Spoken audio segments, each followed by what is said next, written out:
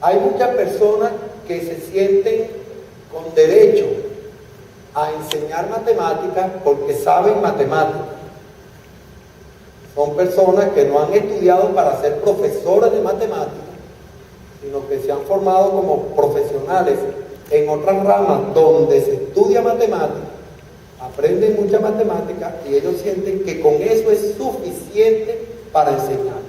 Así ha ocurrido durante mucho tiempo, es probable que continúe ocurriendo por mucho tiempo más, pero ser profesor profesional de matemática implica no solamente conocer matemáticas, sino conocer otras muchas cosas más.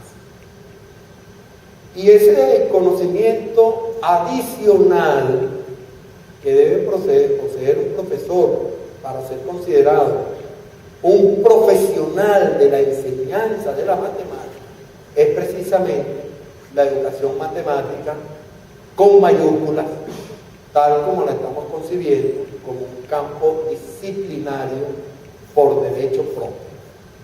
Entonces, por ese motivo es que hemos intitulado esta conversación que queremos tener con ustedes, el papel de la matemática y de la educación matemática en la formación profesional de profesores o en la formación de profesores profesionales de matemáticas. En ese sentido está orientada Entonces, ¿qué es la educación matemática? Acabamos de ver que tenemos esas dos perspectivas, la educación matemática como formación matemática que reciben los ciudadanos y la educación matemática como una disciplina científica. Nosotros decimos que efectivamente la educación matemática, dice didáctica de la matemática, pero ya Marta esta mañana se encargó de decir que estamos utilizando todos esos términos como sinónimos, didáctica de la matemática, educación matemática, matemática educativa, etc. La educación matemática es una auténtica disciplina científica que se distingue tanto de la educación en general como de la matemática en particular. Cuando hablamos de educación matemática estamos hablando de un territorio disciplinario que tiene características propias que la definen. Y allí, por ejemplo, estamos colocando la imagen de este trabajo del año 94, en donde este conjunto de educadores alemanes escribió ese libro, en donde reunieron una cantidad de investigaciones hechas en diferentes partes del mundo que ofrece indicios relativos al desarrollo de la educación matemática como un campo científico. Entonces vamos a ver algunos de los indicios que nos hacen considerar que la educación matemática es un campo científico por derecho propio. En primer lugar, lo que señaló también el profesor Martínez hace un momento, la noósfera o la noosfera de la educación matemática internacional.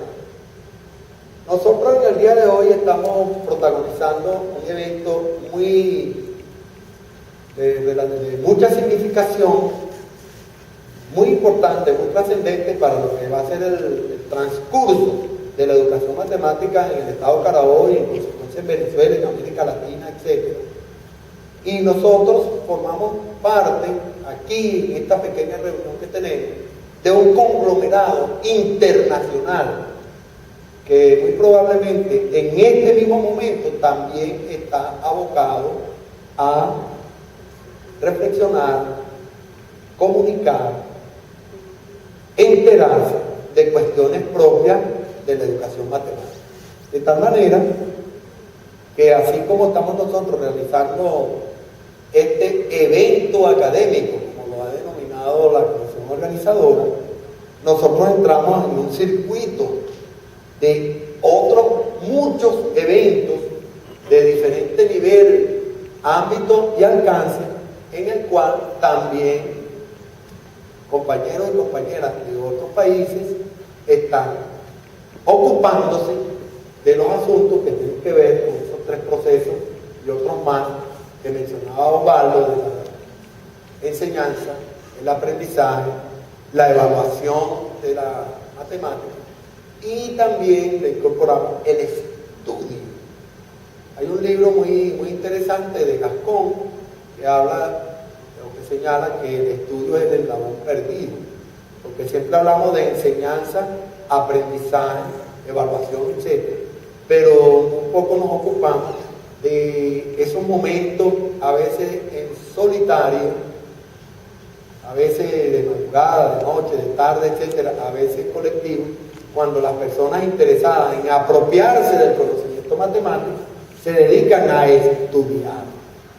Entonces, el proceso de estudio individual o compartido de la matemática también es un proceso interesante de examinar investigativamente, y lamentablemente está todavía como de lado. Muy poca gente se interesa en examinar qué acontece en la mente de una persona cuando está interesada en apropiarse del conocimiento matemático. Ahí, en relación con esos procesos de naturaleza cognitiva, afectiva, que ahí se producen, hay un territorio, yo diría que es virgen para ser explotado desde el punto de vista de la investigación. De tal manera que tenemos esa noosfera de eso. Por otra parte, nosotros no estamos solos en el planeta. Hay una cantidad de personas en diferentes partes del mundo desarrollando conocimiento en la disciplina que estamos denominando educación matemática, y que por diferentes vías, libros, conferencias, programas de posgrado, ahora la internet, ponen a circular sus ideas, y de esa manera se producen unas grandes corrientes, si se puede decir así metafóricamente, un conjunto de corrientes migratorias que circulan por esa noosfera y portan y transportan las ideas de las cuales nosotros, cuando las estudiamos, las leemos, las examinamos en artículos, en libros, en revistas o en charlas que recibimos de las personas que nos han antecedido, nos vamos apropiando de ellas, y si las asumimos, las vamos como fortaleciendo. De esa manera existe, por ejemplo, la teoría antropológica de lo didáctico. Los alumnos del profesor Viviano que están aquí muy probablemente han escuchado mucho acerca de ella. Tenemos también el enfoque ontosemiótico que maneja el profesor Mario Arrieche, luego de haber hecho su estudio con el profesor Juan Godino. Tenemos el enfoque sociocultural, que algunos compañeros de Maracay están estudiando, que es la teoría de Wittgenstein. Tenemos la didáctica fundamental francesa.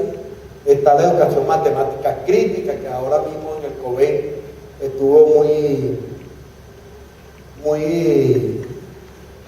fuerte, tuvo una presencia muy fuerte en el COBEN. Están los enfoques analíticos clásicos propios de la educación matemática en los Estados Unidos. Está el pensamiento matemático avanzado de David Toll, y está el enfoque realista, que es uno de los, digamos, más poderosos, que es el de Freud.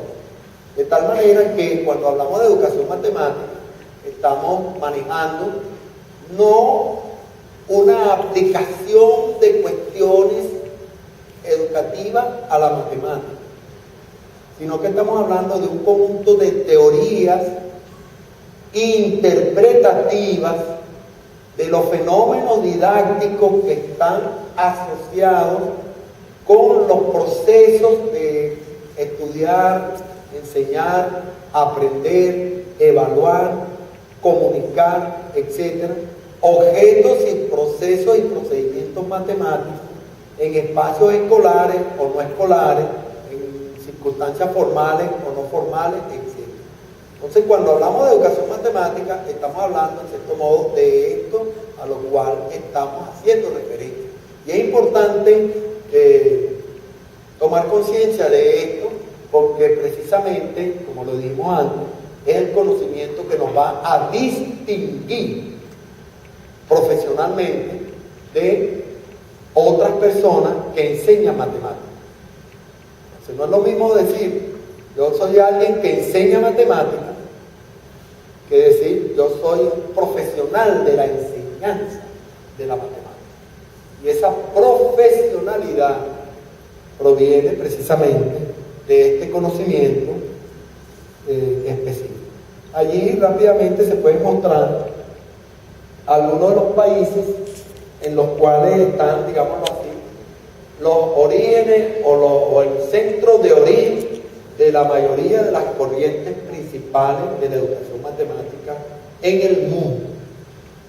Lamentablemente todavía, no digo que lamentablemente, pero llegará un momento en que así ocurrirá, lamentablemente todavía ninguno de esos vectores tiene su origen en Venezuela.